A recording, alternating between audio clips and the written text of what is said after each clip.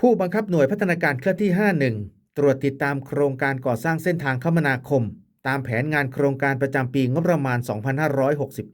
2569 เมื่อวันที่ 10 มิถุนายน 2569 กองบัญชาการกองทัพไทยโดยผู้บังคับหน่วยพัฒนาการเคลื่อนที่ 51 สำนักงานพัฒนาภาค 5 หน่วยบัญชาการทหารพัฒนาลงพื้นที่ตรวจติดตามการปฏิบัติงานโครงการก่อสร้างเส้นทางคมนาคมตามแผนงานโครงการประจำปีงบประมาณพ.ศ. 2569 งานปรับปรุงทางลูกรังเป็นผิวจราจรลาดยาง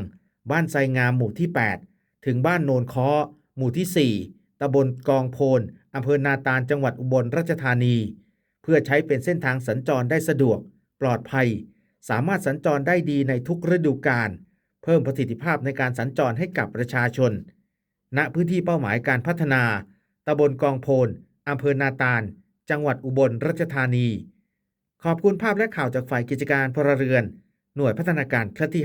51 ผมจ่าสิบเอกพัฒนพงษ์บัวงามศูนย์ประชาสัมพันธ์สำนักงานพัฒนาภาค 5 หน่วยบัญชาการทหารพัฒนารายงานครับ